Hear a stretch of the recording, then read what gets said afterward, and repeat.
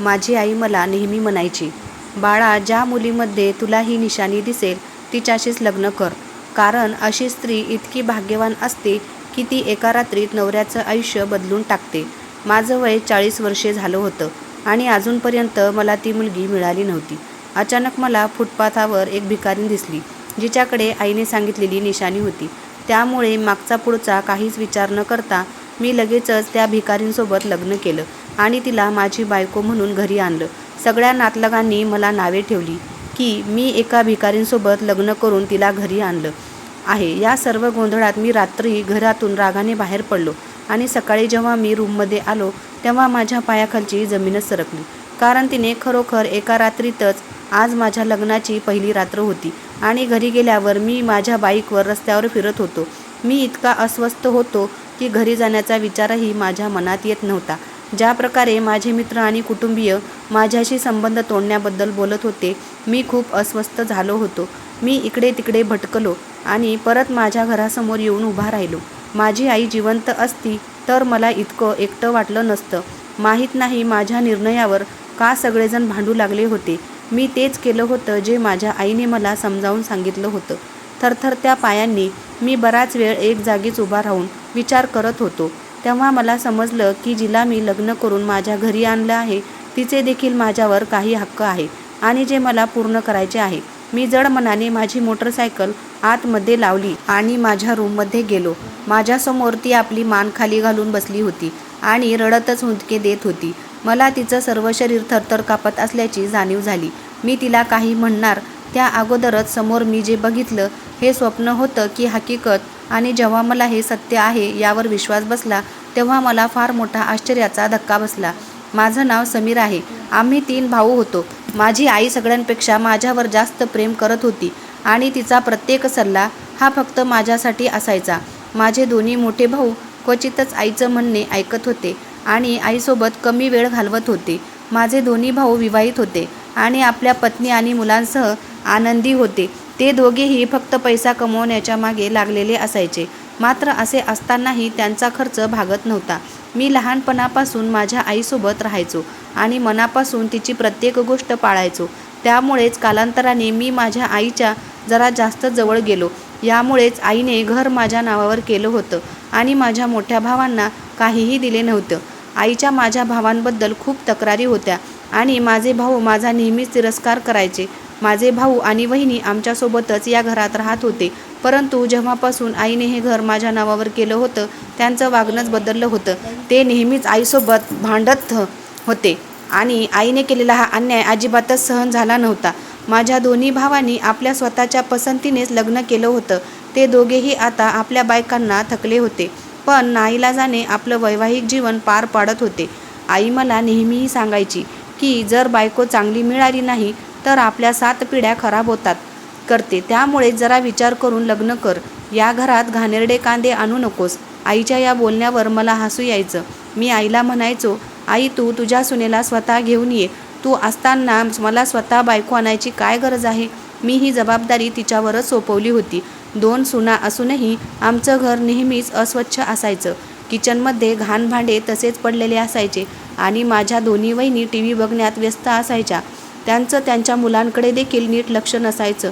तरी देखील आई कुणालाच काही म्हणत नव्हती, परंतु सर्व राग माझ्यापुढे व्यक्त करायची. जेव्हा एकदा ती खूप आजारी पडली तेव्हा तिने मला तिच्याजवळ बसवलं आणि माझा हात पकडला. ती मला खूप काही सांगत होती आणि मी रडतच होतो. तिच्याशिवाय मला दुसरं कोणीही होतं तरी का? भाऊ तर माझ्याशी धड कधी बोलले देखील नव्हते. ते तर माझ्यावर जळत होते. माझ्या आईची शेवटची घटका आली होती. या शेवटच्या दिवसात मी तिची खूप सेवा केली. डोळे मिटण्यापूर्वी तिने जो मला शेवटचा सल्ला दिला होता तेच आता माझ्या आयुष्याचं ध्येय बनलं होतं. माझ्यासाठी तिचे शब्द दगडावर लिहिण्यासारखे होते. माझ्या आईचा स्वर्गवास झाला तेव्हा माझं वय 23 वर्षे होतं. माझी आई सोडून गेल्यानंतर मला जगाचे वास्तव स्वरूप दिसू लागले. आत्तापर्यंत मी आईच्या पदराखालीच वाढलेलो होतो. मी जगाच्या उपकाराखाली जगत आलो होतो. माझ्या वहिनींना कसंही करून माझं लग्न करायचं होतं. एकतर त्यांना माझी जबाबदारी घ्यायची नव्हती, कारण शेवटपर्यंत माझी सगळी कामे आईच करत होती, आणि दुसरं हे की ज्या त्या घरात आरामशीर आणि समाधानाने राहत होत्या ते घर माझ्या नावावर होतं. त्या दोघींचा एकच उद्देश होता, कसेही करून त्यांना माझं लग्न त्यांच्या बहिणीशी लावून द्यायचं होतं, जेणेकरून त्या पुढेही या घरात राहू शकतील. त्या दोघींनीही एक नवीनच तमाशा चालू केला होता. कधी मोठी वहिनी आपल्या बहिणीला बोलावून घेत होती आणि ती माझ्या पुढे मागे फिरत होती. कधी छोट्या वहिनीची बहीण येत होती.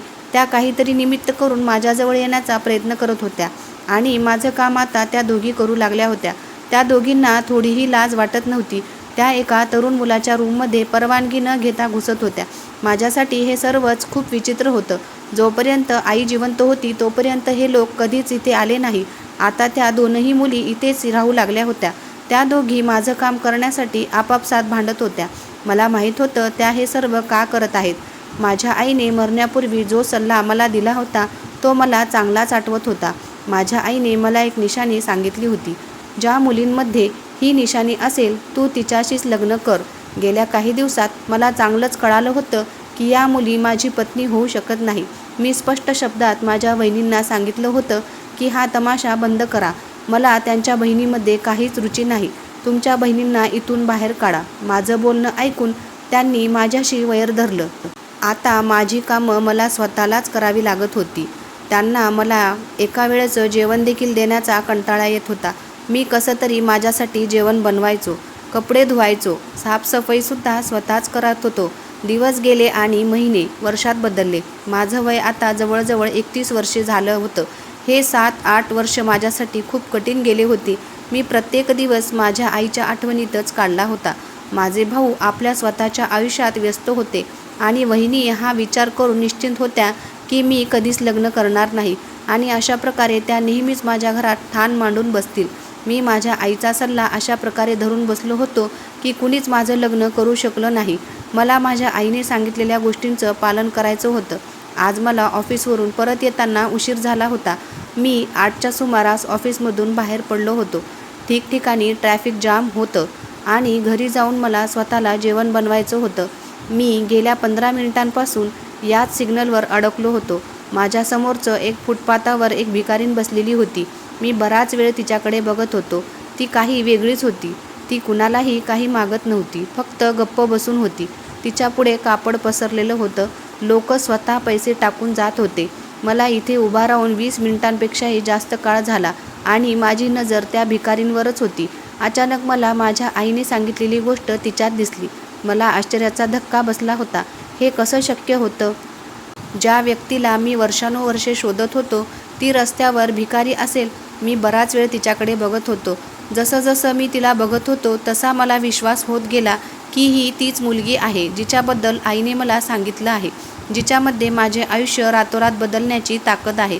पण एक भिकारीण भिकारीण नाही. मी खूप अस्वस्थ झालो होतो आणि काहीच न बोलता घरी आलो.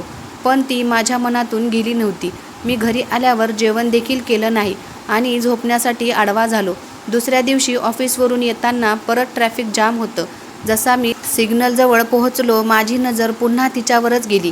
आज पण ती आपली मान खाली घालून बसलेली होती. लोक स्वतःच तिला पैसे देऊन जात होते. आज मी तिच्यासोबत बोलण्याचा निर्णय घेऊन तिच्याजवळ गेलो. मी आवाज देताच ती मान उंच करून माझ्याकडे बघू लागली. मी तिला माझ्या बाईकच्या मागे बसायला सांगितलं तर तिने नकार देतच मान हलवली. मी तिला थोड्याच वेळात विश्वास दिला की माझ्यामुळे तुला काहीच नुकसान पोहोचणार नाही. तिला माझ्या बोलण्यावर विश्वास बसला आणि ती माझ्या गाडीवर बसली. मी तिला घेऊन तिच्या झोपडीकडे गेलो जिथे तिचा बाप होता. मी अजिबात वेळ वाया न घालवता तिच्या बापाजवळ लग्नासाठी तिचा हात मागितला. तिच्या बापाने माझ्याकडे असं पाहिलं जसं काय मी एखादा वेडा आहे. मी तिच्या बापाला विश्वास दिला की मला खरंच तिच्यासोबत लग्न करायचं आहे. थोडा वेळ विचार केल्यानंतर 50,000च्या बदल्यात तो त्याची मुलगी मला देण्यास तयार झाला. मी पटकन होकार दिला आणि दुसऱ्या दिवशी ऑफिसमधून लवकर निघून त्या झोपडीकडे गेलो. तिच्या बापाला पैसे देऊन मी त्याच वेळी त्या भिकारींसोबत लग्न केलं. आता ती माझी बायको झाली होती. मी 31 वर्षाचा झालो तेव्हा मला ती मुलगी सापडली होती. आज मी खूप आनंदी होतो आणि याबद्दल मी माझ्या दादा आणि वहिनीला काही सांगितलं नव्हतं. मी माझ्या बायकोला घेऊन जेव्हा घरी गेलो तेव्हा माझ्या वहिनींना जसा काय करंट लागला होता. त्यांना फार आश्चर्य वाटत होतं. त्यांना तर हेच वाटत होतं की आता मी कधीच लग्न करणार नाही. माझ्या भावाने माझ्या बायकोला ओळखलं होतं की ती एक भिकारीण आहे, कारण माझ्या भावाचं ऑफिस देखील त्याच रस्त्यावर होतं. मग काय, सगळ्यांनी मिळून एकच गोंधळ घातला. माझ्या वहिनीला संधीच मिळाली होती. त्या माझ्या भावांना माझ्या लग्नाविरुद्ध भडकवत होत्या. मी या सर्व परिस्थितीला कंटाळलो होतो. आता घरातील आवाज पार शेजाऱ्यापर्यंत जात होता आणि त्यांना देखील माहीत झालं होतं की मी एका भिकारींसोबत लग्न केलं आहे. माझ्या भावांनी मला स्पष्टपणे सांगितलं की तू या मुलीला जिथून घेऊन आलास तिथे परत सोड, नाहीतर आम्ही तुझ्यासोबत असलेले सर्व संबंध तोडून टाकू. ते मला टोमणे देत होते. मी तिला सोडण्यासाठी तिच्यासोबत लग्न केलं नव्हतं, म्हणूनच आमच्यामधली भांडणे वाढले आणि मी माझ्या बायकोला माझ्या रूममध्ये सोडून स्वतः घराच्या बाहेर निघून गेलो. माझ्या ज्या भावांनी वर्षानुवर्षे मला एकटं सोडलं होतं, आज ते माझ्याशी संबंध संपवण्याच्या गोष्टी करत होते. मला माझ्या भावाचा खूप राग आला. मी मध्यरात्रीपर्यंत रस्त्यावर भटकल्यानंतर घरी आलो. रूममध्ये प्रवेश करताच मला खात्री झाली की आईने जे काही सांगितलं होतं ते सत्य होतं. माझी पत्नी स्त्री होती जिने रातोरात माझे आयुष्य बदलले होते. मी देवाचे आभार मानले की उशिरा का होईना पण त्याने मला योग्य मुलगी दिली होती. मी अजून माझ्या बायकोजवळ बसलो देखील नव्हतो, तेच माझे भाऊ दारात उभा राहून ओरडत होते. माहीत नाही नेमकं त्यांना काय प्रॉब्लेम होता. लग्न मी केलं होतं, मग हा माझा प्रश्न होता की मी लग्न एखाद्या राणीशी करेन किंवा भिकारिणीशी. होय, हे नक्की होतं की आता त्यांच्या बायकांचा राजवट संपणार होता. घर माझ्या नावावर होते, त्यानुसार मालकीणी ही माझी बायकोच असणार होती आणि आता माझ्या आईने सांगितलेली गोष्ट देखील खरी ठरली होती. आता कुठल्याही परिस्थितीत तिला सोडून देणे ही अशक्य गोष्ट होती. मी रूमच्या बाहेर आलो आणि माझ्या भावांना स्पष्ट शब्दात सांगितलं की त्यांनी माझ्या बायकोचा आदर केलाच तरच ती इथे राहू शकतात, नाहीतर या घरात त्यांच्यासाठी जागा नाही. हे माझं आणि माझ्या बायकोचं घर आहे आणि आमच्या आयुष्यात ढवळाढवळ करण्याचा कुणालाच अधिकार नाही. हे ऐकताच माझी वहिनी आणि दादा गप्प बसले. त्यांना आता आहे कळून चुकलं होतं की मी त्यांच्यासोबत काय करू शकतो. थोड्या वेळात शांतता पसरली. माझ्या धमकीला घाबरून ते लोक आपापल्या खोलीत गेले. मी परत माझ्या बायकोसोबत येऊन बसलो, जी खूप अस्वस्थ होती. ती माझ्या घरी आल्यापासून आमचे भांडणच बघत होती. ती वयाने खूपच लहान होती. तिचं वय फक्त 19 वर्षे होतं, त्यामुळेच तिच्यासाठी हे सर्व विचित्र होतं. अजूनपर्यंत तर तिला आमच्या लग्नावर विश्वासच बसला नव्हता. मी तिला एक गिफ्ट दिलं तर ती रडू लागली आणि माझ्या पायापाशी येऊन बसली. मी तिला माझ्या पायापासून उठून माझ्या बरोबरीने बसवले. ती माझी पत्नी होती. तिचा आदर करणं हे माझं कर्तव्य होतं. तिला जाणून घ्यायचं होतं की मी तिच्यासोबत लग्न का केलं आहे. तिला उत्तर देण्यापूर्वी मी तिला विचारलं की तू भीक का मागत होतीस. ती पुन्हा रडू लागली आणि रडता रडता तिने सांगितले की एक खूप चांगल्या कुटुंबातील मुलगी होते. मी दिसायला अतिशय सुंदर होते. मी 15 वर्षाची असतानाच एका मुलावर प्रेम करू लागले. माझ्या आईचं माझ्या लहानपणीच निधन झालं आणि माझी सावत्र आई माझ्याशी खूप वाईट वागत होती. अशातच मला एका अनोळखी व्यक्तीचं प्रेम मिळाल्यावर मी माझं सर्वस्व झोकून दिलं. मी त्या मुलाच्या बोलण्यात येऊन त्याच्यासोबत घर सोडून पळून गेले. तो मुलगा मला घेऊन दुसऱ्या शहरात गेला. काही दिवस तर तो माझ्यासोबत राहिला, परंतु जेव्हा मी त्याला लग्नाचं बोलू लागले तेव्हा मी अजून खूप लहान आहे असं म्हणून तो माझं बोलणं टाळत होता. काही वर्ष माझ्याकडून भावनिक समाधान मिळाल्यानंतर त्याने मला भिकाऱ्यांच्या गँगमध्ये विकलं. त्या लोकांनी मला खूप मारलं आणि माझ्या चेहऱ्यावर जखमा केल्या. मला जबरदस्ती भीक मागण्यास भाग पाडलं. मी जेव्हा त्यांना भीक मागण्यास नकार दिला तर त्यांनी माझ्यावर खूप अत्याचार केले. नाईलाजाने मला भीक मागण्याचं काम करावं लागलं. मी गेल्या 4 वर्षापासून अशाच प्रकारे भीक मागण्याचे काम करत आहे. मी खूप वेळा पळून जाण्याचा प्रयत्न केला, पण मी कुठे पळून जाणार होते. मी या शहरात कुणालाच ओळखत नव्हते. ज्या व्यक्तीकडून मी माझ्या बायकोला विकत घेतलं होतं तो तिचा बाप नसून त्या गँगचा मालक होता. त्याला स्वतःलाच माझ्या पत्नीपासून मुक्त व्हायचं होतं, म्हणून त्यांनी आनंदाने 50,000 रुपयाला तिला मला विकलं. ती आपली कहाणी सांगून गप्प बसली होती. आता माझी पाळी होती. तिला जाणून घ्यायचं होतं की मी एका रस्त्यावर बसलेल्या मुलीशी लग्न केलं होतं. आता मी तिला सांगायला तयार होतो. जेव्हा माझी आई लग्न करून या घरात आली तेव्हा माझ्या बाबांची परिस्थिती चांगली नव्हती. माझ्या बाबांनी आपल्या वयापेक्षा मोठ्या असलेल्या मुलीशी लग्न केलं होतं, कारण आईचा रंग खूपच काळा होता आणि त्यामुळे तिच्याशी लग्न करायला कोणी तयार नव्हतं. जेव्हा बाबांची मुलाखत माझ्या आईशी झाली तेव्हा त्यांनी तिच्यासोबत लग्न केलं, कारण बाबाच्या परिस्थितीमुळे त्यांना देखील कोणीच मुलगी द्यायला तयार नव्हतं. अशा प्रकारे समाजाने नकार दिलेल्या 2 व्यक्तींचं लग्न आपापसात झालं होतं. माझी आई खूप नम्र आणि प्रामाणिक होती. तिने लहान घराला स्वर्ग बनवले होते. माझे वडील टॅक्सी चालवत होते. एक दिवस वडिलांच्या गाडीमध्ये कोणीतरी प्रवासी आपलं सामान विसरून गेला. बाबांना घरी आल्यावर माहीत झालं की गाडीत कुणाची तरी बॅग राहिली आहे. बाबांनी ती बॅग उघडून बघितली तर त्यात बरीच रक्कम आणि किमती सामान होतं. माझे बाबा ती बॅग घेऊन आईजवळ आले. बाबा ती बॅग आमच्याकडेच ठेवून घेणार होते, कारण त्यात असणाऱ्या पैशाने आमचे अनेक प्रश्न सुटले असते. पण आईने या गोष्टीसाठी साफ नकार दिला आणि म्हणाली की मी माझं घर दुसऱ्यांच्या पैशावर नाही चालवू शकत. तुम्ही त्या व्यक्तीला शोधून प्रामाणिकपणे ती बॅग परत द्या. बाबांनी आईला समजावण्याचा खूप प्रयत्न केला, पण माझी आई आपल्या तत्वावर ठाम होती आणि अशा प्रकारे बाबांनी त्या प्रवाशाला खूप मिश्किलीने शोधून काढलं आणि त्यांची बॅग परत दिली. त्या बॅगमध्ये त्या व्यक्तीचा पासपोर्ट देखील होता, जो त्याच्यासाठी खूप महत्त्वाचा होता. तो दुसऱ्या देशातील व्यक्ती होता. त्याला परत आपल्या देशात जायचं होतं. जाता जाता त्या व्यक्तीने खुश होऊन बाबांना एवढे डॉलर दिले की बाबांनी त्यातून हे घर खरेदी केलं. आईने नेहमी मला जो सल्ला दिला, मी त्यांचं पालन केलं. जाता जाता आईने मला हे सांगितलं होतं की मला कशा मुलीशी लग्न करायचं आहे. आईच्या मृत्यूनंतर अनेक वर्षापर्यंत मी एकही मुलगी पाहिली नाही, जिच्या प्रामाणिकपणाचा आदर्श घेता येईल. माझ्या वहिनीच्या बहिणीला फक्त नोकरी आणि घरासाठी माझ्याशी लग्न करायचं होतं. माझ्या वहिनी तर माझ्या भावांची फसवणूक करत होत्या. बराच वेळा असं व्हायचं की त्या माझ्या भावाच्या खिशातून पैसे काढून घ्यायच्या आणि माझ्या भावांना त्यांची खबर देखील नसायची. भावांना न विचारता त्या महागड्या वस्तू देखील खरेदी करत होत्या. आईला हे सर्व आवडत नव्हतं. ती म्हणत होती की नवऱ्याला चोरून काम करणारी स्त्री स्वतः प्रगती करत नाही तिचा नवरा कधी प्रगती करू शकतो. मला आईचं हे बोलणं योग्य वाटत होतं, कारण माझ्या भावांनी खूप पैसे कमावूनही नेहमीच त्यांचं रडगाणं सुरू असायचं. म्हणूनच माझ्या आईचं म्हणणं होतं की घरातील स्त्री ही प्रामाणिक असेल तर घराची नेहमीच प्रगती होते.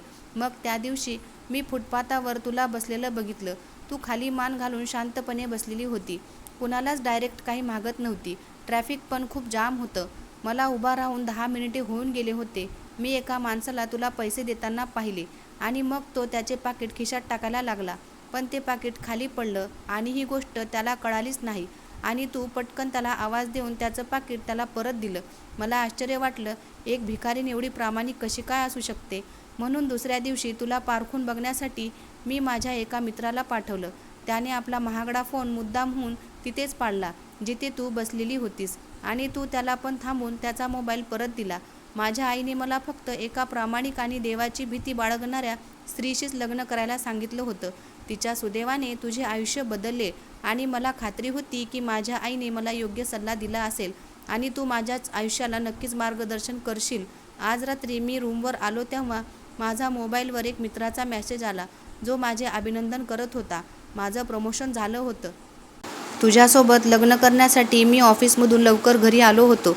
मी आल्यानंतर ज्यांना प्रमोशन द्यायचं होतं त्यांची निवड केली जात होती आणि त्या सगळ्यात माझं नाव निवडलं गेलं. मला ते बघून फार आश्चर्य वाटलं, कारण मी प्रमोशनसाठी गेल्या 8 वर्षापासून मेहनत करत होतो, परंतु आजपर्यंत माझं नशीब उघडलं नव्हतं. तुझ्याशी लग्न करताच मला माझ्या आयुष्यातील सर्वात मोठी बातमी मिळाली. माझी आई योग्य म्हणाली होती, बेटा, चेहऱ्यावर जाऊ नकोस. चेहऱ्याचे सौंदर्य काही दिवसातच नाहीसे होते. खरे सौंदर्य हे मनाचे असते, जे नेहमी चमकत असतं.